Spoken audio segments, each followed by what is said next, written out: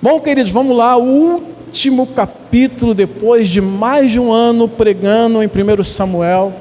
Vamos encerrar hoje. Dá para desligar o ventilador? Tá bom? Como é que tá? Então desliga aí. Fica bem melhor, né? Vamos lá, 1 Samuel capítulo 31.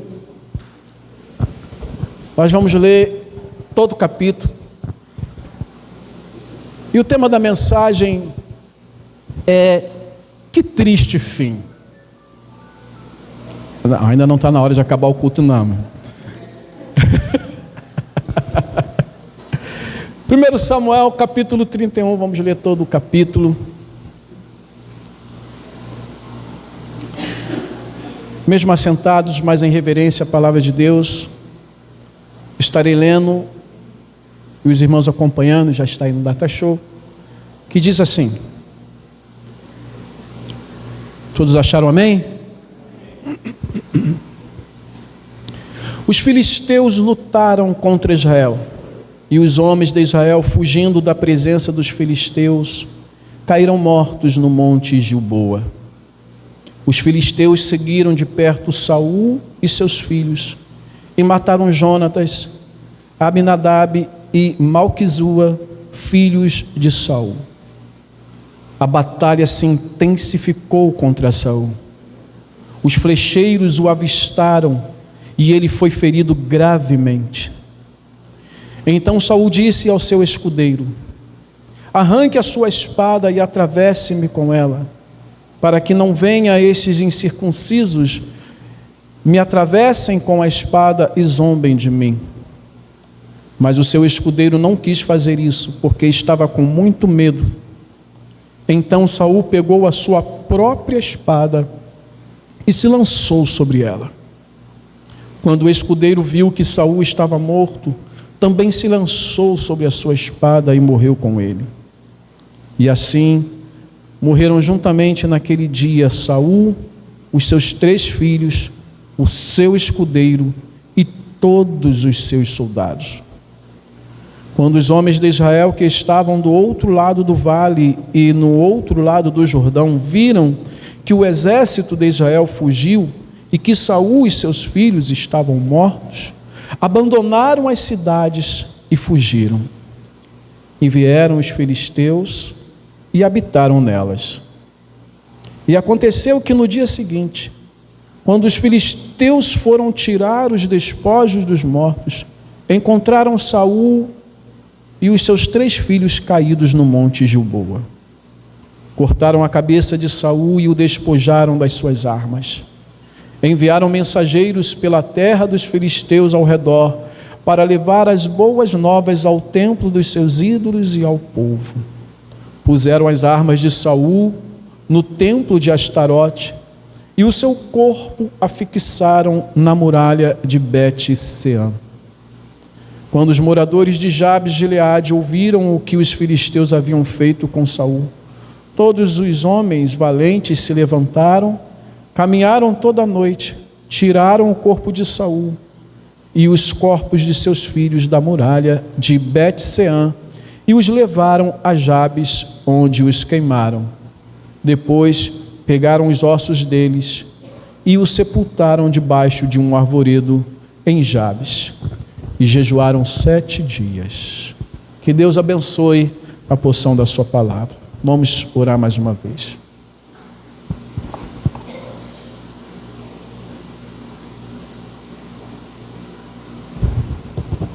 Senhor, aqui estamos na tua presença, diante do teu altar, ó Pai, e nós nos submetemos agora à autoridade da tua palavra.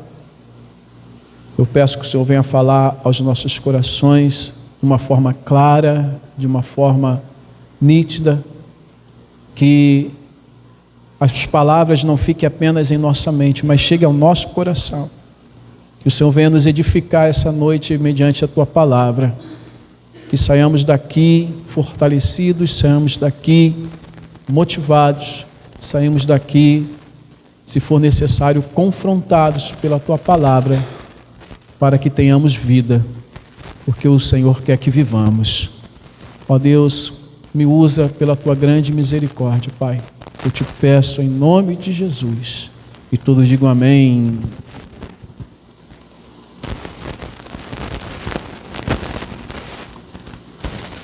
É um dos capítulos mais tristes desse livro de 1 Samuel.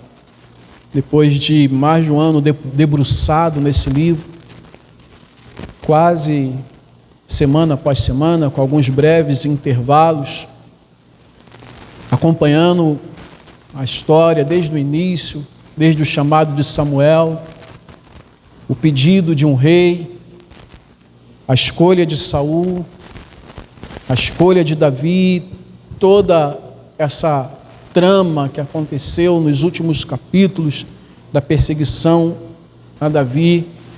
O que nós temos aqui é um final triste, é um final trágico.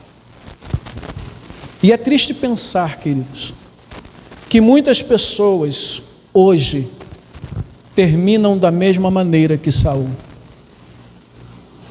Sabemos que Saul tem este fim é por consequência das suas escolhas.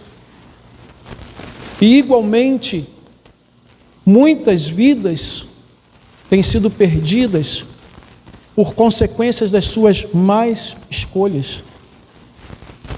Estima-se que no ano de 2023, cerca de 66 jovens morreram por dia, envolvidos nas drogas, no tráfico, a grande maioria deles por arma de fogo. Jovens de 15 a 29 anos, que por suas escolhas, por suas condições, porque muitos desses jovens, eles não nascem como nós nascemos, dentro de uma igreja, sendo ensinado na escolinha da igreja, com os pais que são ensinados a levar os seus filhos à presença de Deus, mas nascem em um meio que proporciona com mais facilidade entrar nessa vida de drogas. Tantos jovens estão morrendo porque estão simplesmente fazendo escolhas erradas. Outros que nascem em lugares comuns, mas não atendem o conselho dos seus pais. Porque, meus amados, o inimigo, ele só precisa fazer que o jovem ou o adulto, que seja, experimente a primeira vez. Comece a se envolver com quem não deve. Porque uma vez que ele se vicia, o inimigo não tem mais trabalho, porque o próprio vício se encarrega de destruir essa vida, a menos que ela seja liberta. E muitos nós conhecemos, eu tenho certeza que todos nós aqui teríamos pelo menos uma história para contar de alguém que conhecemos, ou de alguém que ouvimos falar, que teve um fim trágico como foi o fim de Saul, porque não soube ouvir o conselho, porque continuou fazendo as suas escolhas erradas. Mas sabemos que não é apenas nas drogas que as pessoas se perdem, que destroem a sua vida. Nós vemos muitas vidas sendo destruídas aqui em Urucânia. Nós vemos muitas crianças que já estão, queridos, a Urucânia, nós precisamos clamar mais por esse lugar e nós precisamos ser mais luz nesse lugar. Eu tenho ouvido histórias bizarras, histórias difíceis de acreditar, de crianças novas, crianças, não estou falando de adolescente, de crianças que estão se prostituindo na nossa frente. Já está dando nervoso quando a gente passa pela rua e vê crianças num lugarzinho meio escondido. E qual vai ser o fim de uma criança de 9, 10, 11 anos que já está vendendo o seu corpo, e não por dinheiro, mas por seu próprio prazer ou por influências, O que vai ser de um lugar onde a madrugada toda está se cantando música que estimula a imoralidade sexual e onde os pais estão permitindo que suas crianças fiquem nesse lugar? Qual vai ser o fim? Será que vai ser um fim diferente de Saul? Talvez não seja um fim de morte como Saul, mas vai ser uma vida destruída, vai ser uma vida cheia de traumas, uma vida cheia de problemas, carregando culpa, a menos que ela se volte para o Senhor. Muitas histórias tristes que nós temos visto, e eu sei que você está entendendo o que eu estou querendo dizer, mas eu quero começar a chamar os irmãos para pensarem e responderem uma pergunta. Vocês observam que eu sempre tenho uma pergunta, ou duas ou três na mensagem. E a pergunta que eu quero falar é: como nós olhamos, a pergunta que eu quero fazer, na verdade, é: como nós olhamos para esse texto? Como nós olhamos para esse quadro que está diante de nós? De fins trágicos, famílias sendo destruídas e tudo mais. Como nós olhamos? Qual o sentimento que vem ao nosso coração?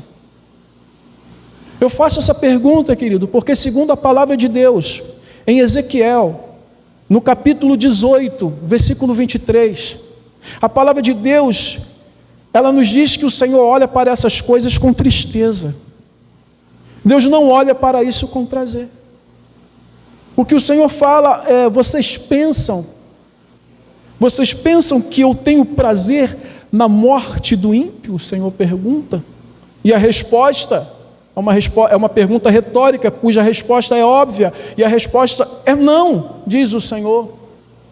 Não desejo eu muito mais que esse ímpio se converta dos seus caminhos e viva? Vou repetir o texto. Vocês pensam que eu tenho prazer na morte do ímpio? Diz o Senhor Deus. Não desejo eu muito mais que ele se converta dos seus caminhos. O que esse texto está dizendo é que Deus não se alegra com isso. Deus não ficou feliz com esse fim que Saul teve. E nós não podemos olhar diferente. Nós não podemos ser insensíveis ao ver pessoas que fazem escolhas erradas, como o próprio Saul fez, pessoas que foram rebeldes, que foram desobedientes e estão colhendo o fim trágico das suas escolhas. Não podemos simplesmente dizer: aqui se faz, aqui se paga. Fazer o quê? Está colhendo o que plantou? Não. Que tenhamos um coração misericordioso. Que sejamos misericordiosos e venhamos a sentir a dor. É uma triste história que nós estamos aqui. Não é algo que nos alegra. Nem o próprio Davi, mais para frente, se alegrou, mesmo Saul sendo o seu inimigo, Saul sendo aquele que persegue Davi. Quando você vai olhar a ascensão agora de Davi ao trono, você vai ver que Davi, ele ficou triste, ele se entristeceu, ele chorou a morte de Saul, ele chorou a morte de Jonatas, seu grande amigo, com quem ele havia feito uma aliança. E nós precisamos ter um coração misericordioso. O nosso coração precisa ser igual ao do Senhor. Como nós trabalhamos isso semana passada. Que do coração dos homens procedem os maus pensamentos. Mas o Senhor pode transformar o nosso coração e termos bons sentimentos. Sermos menos julgadores e mais misericordiosos. Mas não há dúvida, querido, que esse texto nos mostra a que ponto pode chegar a pessoa que se rebela contra Deus. A que ponto pode chegar a pessoa que desobedece, que rejeita a palavra do Senhor. Porque Saul chegou a este lugar, a este capítulo, a esta situação, por causa por ele rejeitar, a palavra de Deus. É interessante que Saul, nós não vemos, as crianças vão brincando lá, a gente fica ligado aqui, amém? É interessante uma coisa em Saul, e o Espírito me chamou a atenção agora quando eu estava lendo com os irmãos.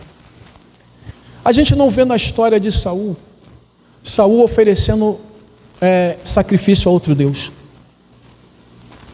Saul não teve outro Deus, ele não adorou a Baal, ele não adorou a Astarote, a Dagon, a Zerá, ele não adorou. Sabe quem era o Deus de Saul? Ele mesmo. Saul era o seu próprio Deus. Ele deu ouvido mais a si mesmo do que a Deus. Ele cedeu mais às suas convicções, às suas opiniões, aos seus desejos, ao seu orgulho. Ele reverenciou mais a si mesmo do que reverenciou a Deus. E ele foi rejeitado por Deus, porque ele rejeitou a palavra do Senhor. Lá em 1 Samuel, capítulo 15, versículo 23, aqui já é o segundo ato de rebeldia, de desobediência de Saul. E lá no capítulo 15, versículo 23, vai conseguir ir? Já que está substituto dos... não vai não. Mas pega a sua Bíblia aí então, capítulo 15, versículo 23, vai dizer: porque a rebelião é como o pecado da feitiçaria, e a obstinação é como a idolatria e o culto a ídolos do lar. Aí olha o que Samuel fala para Saul: por você ter rejeitado a palavra do Senhor, também ele o rejeitou como rei. Vou repetir: por você ter rejeitado a palavra do Senhor. O Senhor tinha dado uma ordem para Saul, mas Saul desobedeceu a palavra do Senhor. Já tinha sido a segunda vez, porque o Senhor já tinha dado uma ordem para ele, lá no capítulo 12, se não me falha a memória, onde ele deveria esperar Samuel 7 dias para oferecer sacrifício, e ele não espera, ele não ouve, ele não obedece à ordem que lhe foi dada. E agora no capítulo 15, a mesma coisa, Saul rejeita a palavra do Senhor. Não podemos rejeitar aquilo que o Senhor fala conosco, queridos. E, queridos, não foi assim que Saul começou. Saul não começou um homem rebelde. Saul começou cheio do Espírito Santo. Quando ele foi escolhido, lá no capítulo 10, versículo 10, diz que o Espírito de Deus se apossou de Saul, e ele profetizou no meio dos profetas. Se você está aí na Bíblia, você abrir o capítulo 10, versículo 10, diz que quando eles chegaram a Gibeá, que no caso era Saul, e o seu amigo, o seu companheiro, o servo do seu pai, eis que um grupo de profetas saiu ao encontro deles. O Espírito de Deus se apossou de Saul, e ele profetizou no meio deles. Ou seja, o Espírito Santo estava ali na vida de Saul para conduzir Saul naquele reinado, amém? Para dirigir Saul, para tomar posse dele, para ele fazer a vontade de Deus. E foi assim que Saul começa. Ele começa uma vida com experiência no Espírito Santo. Nós sabemos que o Espírito Santo se apartou de Saul, mas foi por causa da desobediência de Saul. Foi porque Saul rejeitou a palavra de Deus que o Espírito Santo se apartou dele. Repete isso comigo. Porque Saul rejeitou a palavra de Deus, o Espírito Santo se apartou dele. Por isso lá no capítulo 16, no versículo 1, vai dizer que o Espírito, depois que o Espírito do Senhor se retirou de Saul, um espírito mau vindo da parte do Senhor o atormentava. Querido, a Bíblia diz, lá em Eclesiastes capítulo 7, versículo 8, que melhor é o fim das coisas do que o seu princípio. Você pode repetir comigo, para você não dormir? Diga: melhor é o fim das coisas do que o seu princípio. Em outra versão diz que o fim de uma coisa vale mais do que o seu começo. Não adianta você começar uma coisa e terminar mal. Obrigado, já que chegou aí. Não adianta você começar uma coisa e chegar mal. O que vai valer é como você termina.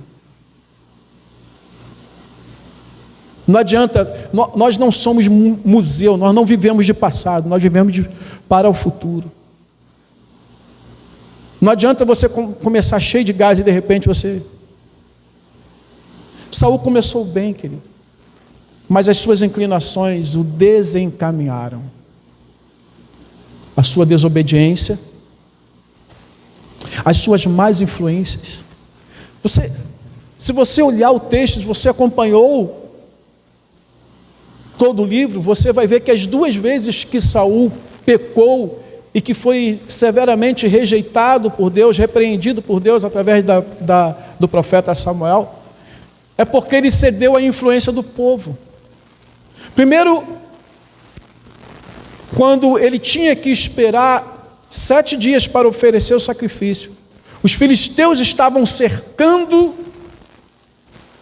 Israel, e Saul começa a ficar com medo, os homens começam a fugir, começam a deixar Saul meio que sozinho, e os homens que ficaram com ele começam a apertar Saul. Saul, desculpa a expressão, vai dar ruim. Esse Samuel não chega, os filisteus estão aí, e Saul cede à pressão do povo, e o que ele faz? Ele oferece sacrifício que ele não deveria oferecer.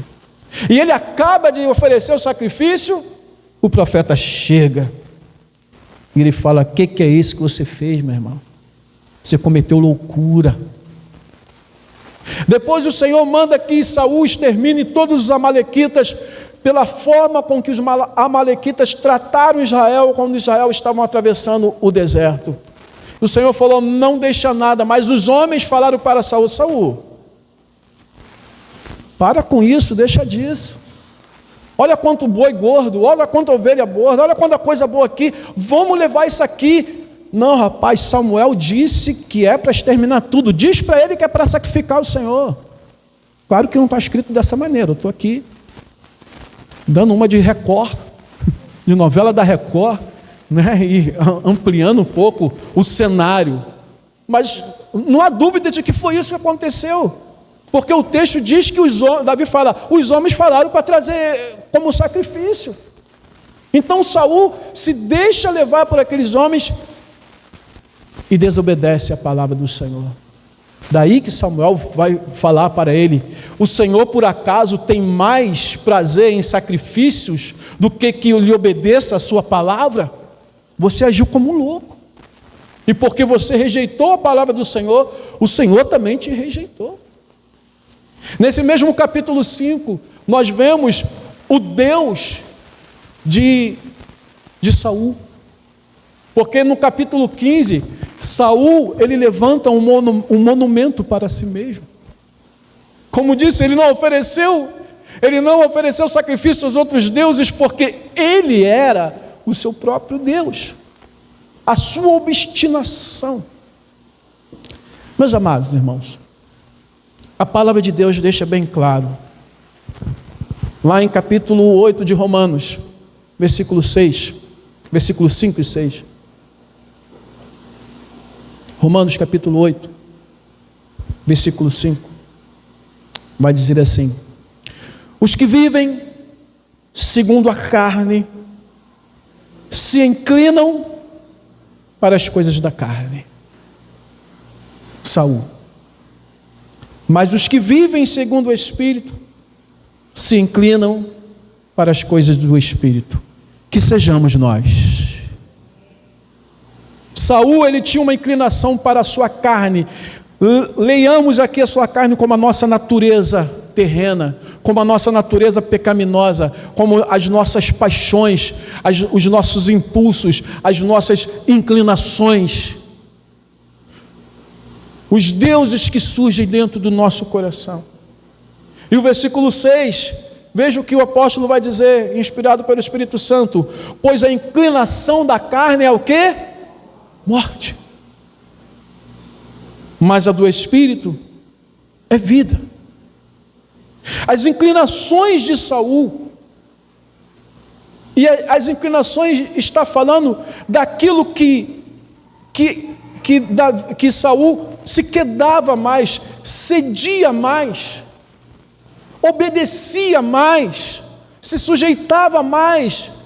As inclinações de Saul não poderiam dar em outro resultado, a não ser este: desobediente, obstinado, orgulhoso, rebelde. Não podia resultar em outra coisa. E aqui eu pergunto, meus amados irmãos, quais têm sido as nossas inclinações? Para onde as nossas inclinações irão nos levar? Para a vida ou para a morte? Assim, é por isso que eu trouxe esse tema na mensagem.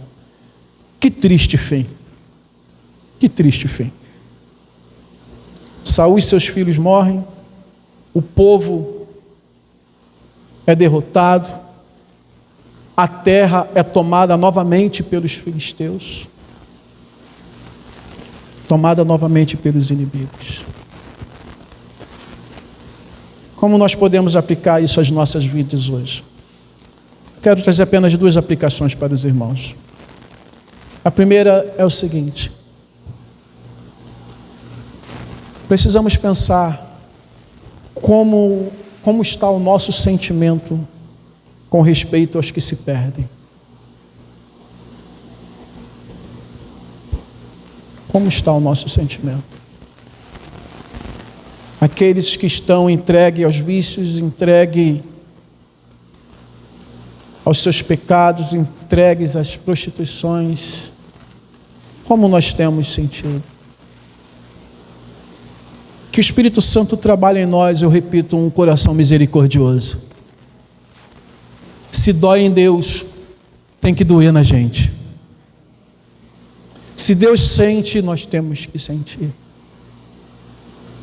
Nós precisamos ter misericórdia, porque bem-aventurados os misericordiosos, porque alcançarão misericórdia. Temos que dar graças a Deus, porque um dia Ele nos salvou e nós estamos aqui. Nossos filhos estão aqui. Mas quantas histórias tristes nós temos. E mais do que isso, nós temos a resposta. Jesus Cristo é a resposta. Jesus Cristo é a saída. Nós precisamos sentir a dor desses irmãos, dessas pessoas, que ainda não são nossos irmãos, para que nós possamos apresentar Cristo a eles, para que nós possamos nos unir e chegar a esses que têm feito escolhas erradas, têm sido rebeldes à palavra do Senhor e têm se deixado levar por caminhos tão tortuosos, ao ponto de terem o fim assim como Saul teve, de morte mesmo, ou de uma vida completamente destruída. Queridos, há pessoas que nós olhamos assim e falamos, só Deus mesmo para poder mudar essa história. E graças a Deus que Deus muda a história, como nós acabamos de cantar aqui. E a segunda aplicação que eu quero trazer para os irmãos é que nós precisamos pensar hoje como está o nosso relacionamento com o Espírito Santo de Deus. Como está o seu relacionamento com o Espírito Santo de Deus? Essa pessoa, ou como nós chamamos a terceira pessoa da Trindade, o Espírito Santo, que é Deus, que é o selo de Deus em nossos corações. Você está em Cristo Jesus? Então você tem o Espírito Santo dentro do seu coração. Ele está aí, ele é o selo da promessa de que um dia estaremos com o Senhor. É a confirmação, é a garantia de que quando Cristo voltar, nós somos dele. Aqueles que são guiados pelo Espírito de Deus, estes são filhos de Deus. O Espírito Santo santificador, regenerador, renovador, que guia, que orienta, que avisa: este é o caminho, andai por ele, não anda por esse caminho que não é por aí. A pergunta que nós temos que responder, uma outra pergunta é: como está o nosso relacionamento com o Espírito Santo de Deus? Nós temos um relacionamento de resistência ou obediência? Vou repetir. Como está o nosso relacionamento com o Espírito Santo? Ah, você não sabe o que é o Espírito Santo? O Espírito Santo de Deus é aquela vozinha na sua mente, te levando a fazer a vontade de Deus. Glorifica Ele. Bendito é o nome do Senhor. O Espírito Santo é real.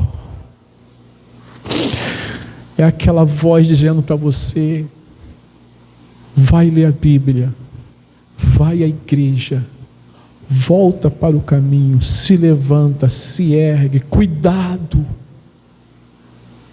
Ele está em todo tempo, nos guiando a toda a verdade. É aquele que está falando: cuidado, você está exagerando nisso. É o nosso Consolador. É aquele que te lembra a palavra. Sabe quando vem um versículo na sua mente? É o sopro do Espírito Santo ali, te direcionando, te guiando. Sabe aquele momento de desespero que vem um versículo na sua mente e te traz paz? Espírito Santo de Deus falando com você. E a pergunta é: como está o nosso relacionamento com o Espírito Santo? É um relacionamento de obediência ou de resistência? Porque sim, queridos, nós fatalmente, em algum momento do dia, resistimos ao Espírito Santo. Em algum momento nós vacilamos, porque todas as vezes que pensamos e sustentamos pensamentos que não deveríamos pensar, falamos o que não deveríamos falar, tocamos no que não deveríamos tocar, e que o Espírito Santo pegou e disse: mas mesmo assim nós resistimos à voz do Espírito. É por isso que o apóstolo Paulo vai dizer em Efésios 4, versículo 30, ele vai dizer assim: não entristeçam o Espírito Santo de Deus, no qual vocês foram selados para o dia da redenção. Aquilo que eu disse, a garantia que no dia que Cristo voltar, nós somos dele, é o selo do Espírito Santo. E Paulo está falando: não entristeçam o Espírito Santo. O que Paulo está falando? Quem é pai ou mãe aqui? Levanta a mão. Sabe aquele dia que você deu uma ordem para o teu filho, e teu filho teimou, e teu filho não quis obedecer, e você ficou triste? Hein? Já teve uma experiência dessa, pai? Poxa. Normalmente quando é criancinha, a gente já está mais acostumado, mas depois que vira adolescente, começa a desobedecer, às vezes dá uma tristeza, né? Ah, puxa vida. Não entristeça o Espírito Santo de Deus. Não entristeça. É o Espírito Santo ali falando: filho, você. Não. Resistindo. Filho, vem. Não, agora não, deixa para depois. Outra palavra que Paulo diz, no mesmo sentido, está em 1 Tessalonicenses capítulo 5, 19, quando ele fala: não apaguem o Espírito. Por que Paulo fala isso? Porque o Espírito Santo é a luz dentro de nós, que ilumina a nossa mente para Deus, que ilumina a nossa mente para Cristo, que ilumina a nossa mente para a palavra de Deus, que é lâmpada para os nossos pés e luz para o nosso caminho. Então Paulo está dizendo, não apaguem o Espírito, porque se nós apagarmos o Espírito, nós vamos viver nas trevas, na escuridão. E muitas vezes nós pensamos que estamos na luz, mas estamos em plena escuridão, de tanto que já apagamos o Espírito Santo, porque estamos resistindo ao quê? A sua palavra. Saul rejeitou a palavra de Deus, e quando o Espírito fala ao nosso coração, ele fala através de alguma palavra, e nós rejeitamos esse Espírito, rejeitamos a sua palavra, e o entristecemos, e o apagamos. Em outras palavras, o que Paulo está dizendo é, não desprezem a voz do Espírito Santo no seu coração. Não resista à palavra do Espírito Santo no seu coração. Não endureça o seu coração. Se o Senhor está falando, meu irmão, minha irmã, em o nome de Jesus, desculpem, se o Espírito Santo de Deus tem falado algo ao seu coração, não endureça o seu coração, mas obedeça a voz do Espírito Santo de Deus. Chega de rebeldia. Chega de resistir à voz do Espírito Santo. Hebreus capítulo 3, versículo 7 diz, por isso, Hebreus 3, 7, por isso, como diz o Espírito Santo, hoje, diga hoje, se vocês ouvirem a sua voz, não endureçam o coração como foi na rebelião. Veja que tudo está ligado à rebelião, à desobediência da voz do Espírito, da voz de Deus.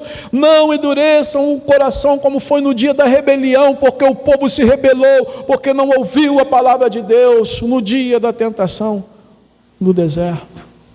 Queridos, não é sem razão que as 7 igrejas da Ásia, a palavra é, quem tem ouvidos, ouça o que o Espírito diz à igreja. Começa em Apocalipse 2,7 e ele vai continuar a cada uma das igrejas. Então você pode repetir de novo comigo: quem tem ouvidos, ouça o que o Espírito diz à igreja. Se você tem ouvido, ouça. Mas nós sabemos muito bem, queridos, que esse texto não está falando do ouvido físico apenas, mas ele está falando principalmente do ouvido do Espírito. Quem tem ouvidos, porque muitos simplesmente não têm nem ouvidos para ouvir. Muitos simplesmente não estão nem querendo ouvir. Mas outros estão ouvindo, mas não estão ouvindo. Estão ouvindo, mas não estão ouvindo. Está ouvindo, mas não está atendendo. Porque quando ele diz, quem tem ouvidos, ouça, não é simplesmente um ouça de ouvir, mas é um ouça de atenda. Tome para si. Decida obedecer. Ouça com obediência. Porque quantas vezes nós como pais dizemos algo para o nosso filho, eles ouviram, mas não obedeceram. Aí o que você fala para ele? Você não me ouve. Não é assim que você fala? Você não me ouve, menino? Você não me ouve, menina? Quem tem ouvidos, ouça o que o Espírito tem a dizer à igreja. Meu Deus. E Ele está aqui falando ao nosso coração. Então quem tem ouvidos, ouça. Então não tenhamos esse relacionamento de rebeldia com o Espírito Santo, mas que tenhamos um relacionamento de obediência ao Espírito Santo. O apóstolo Paulo aos Gálatas vai dizer, Gálatas capítulo 5, versículo 16, ele vai dizer, digo porém o seguinte, vivam no Espírito, e vocês jamais satisfarão os desejos da carne, da sua natureza pecaminosa, da sua natureza terrena. Você não vai viver de acordo com o que você pensa, com o que você acha, mas você vai viver na direção do Espírito Santo. Se vivemos no Espírito, versículo 25 também ele vai dizer, Se vivemos no Espírito, andemos também no Espírito. Ou seja, tomemos nossas decisões, sejamos guiados, vivamos cada dia na direção do Espírito. Também em Romanos, por favor, diácono, capítulo 8, versículo 13 e 14, vai dizer assim: porque se vocês viverem segundo a carne, caminharão para a morte, mas se pelo Espírito mortificarem os feitos do corpo, certamente viverão. Pois todos os que são guiados pelo Espírito de Deus são filhos de Deus. Que o nosso relacionamento com o Espírito Santo seja um relacionamento de obediência, porque nós não precisamos terminar como Saul. Eu não preciso terminar como Saul. Você não precisa terminar como Saul.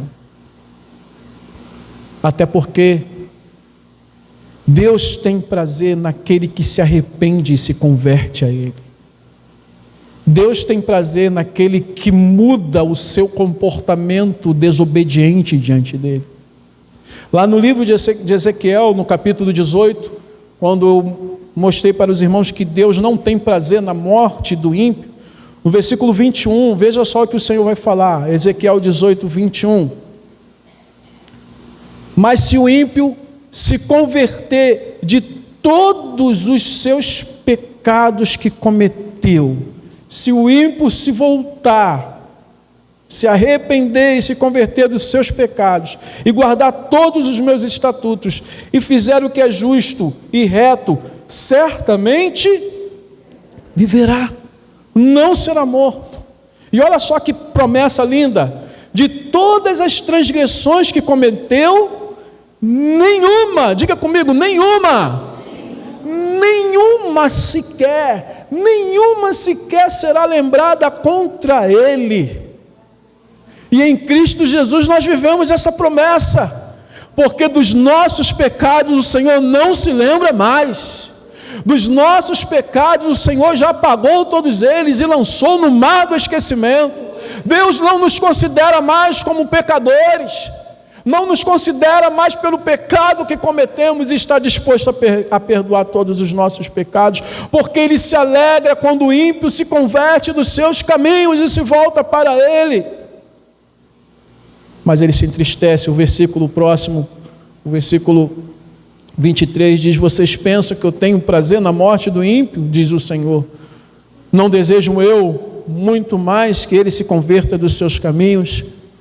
É isso que o Senhor quer. Meus amados, o Senhor quer que vivamos. Glória a Deus. O Senhor quer que você tenha vida. O Senhor quer que eu tenha vida. Por isso Jesus vai dizer lá em João capítulo 10, versículo 10, o ladrão, ele vem somente para roubar, matar e destruir. E Jesus, vocês leem comigo: eu vim para que tenham vida e a tenham em abundância. O Senhor quer que tenhamos vida em abundância.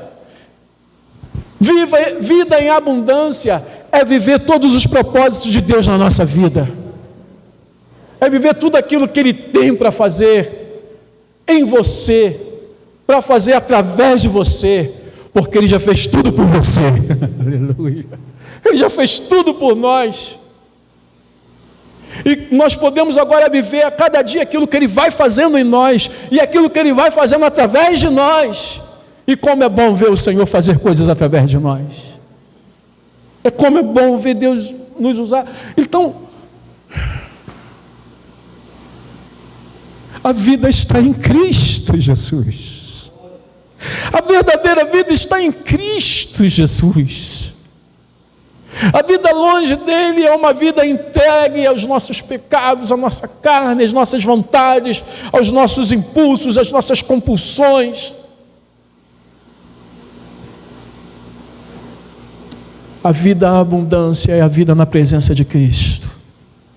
é vida buscando fazer a vontade de Deus. E foi o próprio Jesus quem morreu para que pudéssemos ter o perdão de pecados, para que pudéssemos ter uma vida transformada e mudada diante dele, para que pudéssemos ter a vida eterna. Porque, entenda, ao olhar esse texto aqui, até porque Jesus falou em outros textos sobre a vida eterna, ele falou diretamente sobre a vida eterna. Eu entendo, eu compreendo que quando ele fala da vida em abundância, ele não está nem falando nesse momento sobre a vida eterna, mas sobre a vida aqui na presença dele. Uma vida de suprimento, uma vida onde ele é o nosso pastor e nada nos faltará. Ele nos leva a águas tranquilas, a verdes pastos verdejantes. Mas o que o Salmo fala? O Senhor é o meu pastor. Põe aí Diácono 23, por favor. Então a gente vai falando aqui. O Senhor é o meu pastor, nada me faltará. Ele me faz repousar em verdes pastos. Leva-me às águas de descanso, refrigera a minha alma, guia-me pela vereda da justiça, por amor do seu nome. Ainda que eu ande pelo vale da sombra da morte, não temerei mal nenhum, porque tu estás comigo, a sua vara e seu cajado e me consolam. Preparas-me uma mesa na presença dos meus adversários, unge a minha cabeça com óleo e o meu cálice transborda. E certamente a bondade e a misericórdia do Senhor me seguirão todos os dias da minha vida, e habitarei na casa do Senhor para todo sempre. Amém. Isso é vida em abundância que Jesus tem para nós. Ele tem essa vida. Ele veio para que vivamos uma vida na presença dele. Então, queridos, hoje é dia de salvação.